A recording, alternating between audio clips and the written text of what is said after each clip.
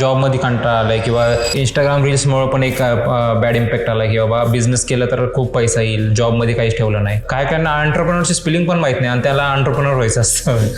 Shark tank आल्यापासून तर प्रत्येकाला व्यवसाय करायचा, जे मला असं वाटतं एका दृष्टीने चांगलं आहे. आज आपल्या भारतातली नोकरीची परिस्थिती बघता नोकऱ्या करणाऱ्यांपेक्षा नोकऱ्या देणाऱ्या बनणं कधी प्रेफरेबल आहे. फक्त ती स्वप्न बघण्यापेक्षा त्या सिस्टीम मधनं जाणं इम्पॉर्टंट आहे, त्या प्रोसेसेस फॉलो करणं गरजेचं आहे. माझं तर म्हणणं आहे प्रत्येकाने व्यवसाय करावा. मनात आलं म्हणून केला किंवा दुसरा कोणतरी कपडे विकतोय आणि त्याच्याकडे BMW आहे म्हणून मी पण कपडे विकेन आणि माझी मर्सिडीज घेईन, या मानसिकतेमध्ये व्यवसाय चालू करू नका. मुळात तुम्हाला व्यवसाय करणं इंटरेस्ट आहे का, सगळ्यात पहिली गोष्ट. नोकरीला कंटाळलं म्हणून व्यवसाय करतोय तर मग नका करू.